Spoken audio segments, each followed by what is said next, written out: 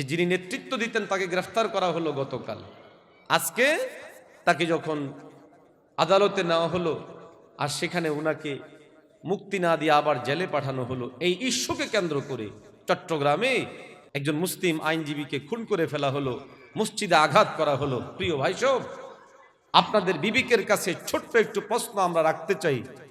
2024-এর 5ই আগস্টের পর গোটা দেশে আমরা নিজেরা অনলাইনে বক্তব্য দিয়েছি, ভিডিও মেসেজ দিয়েছি। আমাদের শীর্ষ আলেমরা সারা দেশব্যাপী মসজিদে মাদ্রাসায় এলান করে দেওয়া হয়েছে যেন ভিন্ন ধর্মাবলম্বী যারা আছেন, হিন্দু হোক, বৌদ্ধ হোক, খ্রিস্টান হোক, ইহুদি হোক, যেন এই জায়গাগুলো কেউ আঘাত না করে।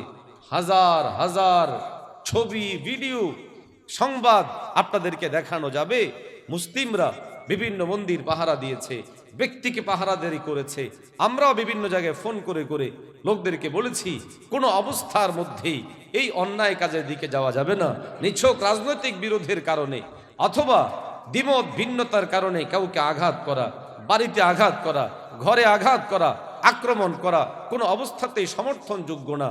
আমাদের ধর্ম উপদেষ্টা বলেছেন, সারা দেশের ওলামায়ে কেরাম বলেছেন, বিভিন্ন ইসলামিক রাজনৈতিক দলের ব্যক্তিবর্গরা নিরাপত্তা দিয়েছেন। আর আজকে আমাদের মুসলিমদের মসজিদকে আঘাত করা, মুসলিমদেরকে খুন করে ফেলার মতো ঘটনা ঘটলো। তা আমরা এই পরিস্থিতিতেও বলি, আমরা আমাদের হাতে আইন তুলে নিব না। রাষ্ট্রীয় বিষয়গুলো, রাষ্ট্রের সাথে সম্পৃক্ত এই বিষয়গুলোর ব্যাপারে সতর্কতা ও সাবধানতা জরুরি। আমাদের অবস্থা, আমাদের অবস্থান, এই সমস্ত দিক বিবেচনা করে আমাদেরকে সামনে অগ্রসর হতে হবে, পদক্ষেপ নিতে হবে, কাজ করতে হবে। আবেগ তাড়িত হয়ে চট্টগ্রামে মুসলিমদের উপর আঘাত হলো কেন, আমি আমার এলাকায় কোনো হিন্দু ধর্মাবলম্বীর বাড়িতে আঘাত করব, এটা সমর্থনযোগ্য নয়। ওনারা যেই কাজ করছে এটা রাষ্ট্রীয় পর্যায়ে রাষ্ট্রদ্রোহ হচ্ছে, রাষ্ট্রদ্রোহিতার মামলায় গ্রেফতার হয়েছে, এখন খুন করলো, মসজিদে আঘাত করলো। এই সমস্ত কার্যক্রমের মাধ্যমে তারা উগ্রবাদী সাব্যস্ত হচ্ছে এবং সামগ্রিকভাবে তাদের কার্যক্রমগুলো শ্বেতপত্র ধীরে ধীরে সামনে আসবে ইনশাআল্লাহ, সুম্মা ইনশাআল্লাহ। ইসলামকে ক্ষতিগ্রস্ত করবে আর এই 56,000 বর্গমাইলকে পরাজিত করবে, এটা কোনোদিন ঘটবে না ইনশাআল্লাহ। কিন্তু আমাদের জন্য জরুরি আমরা আমাদের জায়গা থেকে সতর্ক থাকব, সাবধান থাকব। নবীজি সাল্লাল্লাহু আলাইহি ওয়াসাল্লামের উসওয়া আদর্শ, ওই জায়গাটার আলোকেই আমি আমার নিজেকে সাজাবো। ভিন্ন ধর্মাবলম্বী ও বিধর্মীদের সাথে আমার আচরণ যদি লড়াইয়ের ময়দান হয়, জিহাদের ময়দান, তাহলে হালত ভিন্ন। তারাও আমাকে মারতে চাইবে, আমিও চাইব। এটাই জিহাদের, যুদ্ধের এটাই পরিবেশ হয়। সেখানে ছাড়ের সুযোগ নেই, বরং সেখানে যে যাকে শেষ করতে পারে সেটাই চূড়ান্ত হয়।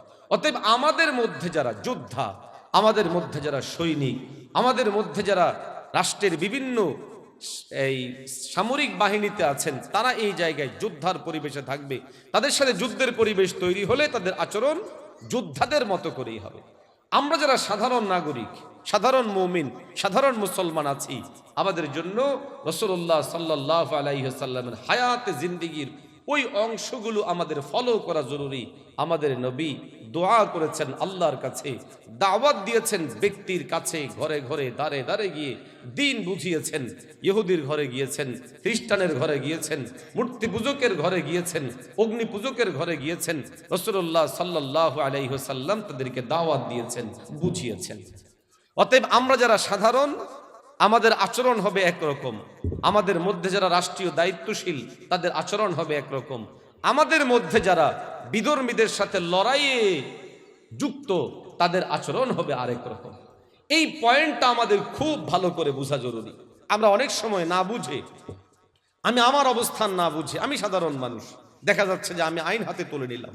দেখুন, কোন একজন ব্যক্তির উপরে আপনি আমি হামলা করা আর একজন পুলিশের লোক হামলা করা এক হয় না। আপনি আমি হামলা করলে অপরাধ হয়, পুলিশের লোক সে যদি কোনো সে জায়গায় হানা দেয়, এটাকে বলা হয় নিরাপত্তা রক্ষার জন্য তাদেরকে সরিয়ে দিয়েছেন ইত্যাদি বলে সেটাকে আখ্যা দেওয়া হয়।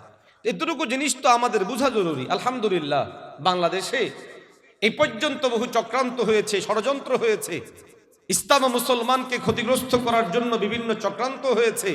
আলহামদুলিল্লাহ, আজ পর্যন্ত চক্রান্তকারীরা টিকতে পারেনি, চক্রান্তকারীরা সফল হয়নি, আমরা আশা করব এবারও চক্রান্তকারীরা সফল হতে পারবে না ইনশাআল্লাহ। এক্ষেত্রে আমাদের জন্য একটা জিম্মাদারি, সেটা হলো এই, আপনার আমার আশপাশের যারা বিভিন্ন ধর্মাবলম্বী ভাইয়েরা আছেন তাদের কাছে যান, তাদেরকে বুঝান এবং সামগ্রিকভাবে তাদের মাঝে এই দাওয়াতি কাজটা চালু রাখেন যে ঠিক কি কারণে, কাদের প্ররোচনায় আপনারা এই সমস্ত আত্মঘাতীমূলক কাজগুলো করছেন বা আপনাদেরকে দিয়ে আত্মঘাতীমূলক কাজগুলো করানো হচ্ছে। ইসলামের ব্যাপারে এটা অপপ্রচারণা। আমাদের ইসলামের আদর্শ, আমাদের প্রিয় রসুল সাল্লাল্লাহু আলাইহি ওয়াসাল্লামকে আমরা ফলো করি। আমাদের নবী তো আমাদেরকে শিখিয়েছেন আপনাদের জন্য কাঁদতে, আপনাদের জন্য দোয়া করতে। আমরা আপনাদের ব্যাপারে চিন্তাশীল, যেমন আমাদের ভাইদের ব্যাপারে চিন্তাশীল, আপনাদের ব্যাপারেও চিন্তাশীল। আমাদের ইসলাম তো আমাদেরকে বলে লেনদেনের ক্ষেত্রে তুমি দেখবে না কে মুসলিম কে নন মুসলিম। এখানে ওজন যদি কম দাও কোনো অমুসলিমকে, আল্লাহ পাকের আদালতে আমাকে পাকড়াও হতে হবে। আমি যদি কোনো অমুসলিমকে আল্লাহ না করেন বিনা কারণে কোনোভাবে আঘাত করি, আমার ইসলামী আইন শাসনে কোনো অবস্থাতেই আমাকে ছাড় দেওয়ার সুযোগ নেই, বরং আমাকে বিচারের সম্মুখীন করা হচ্ছে।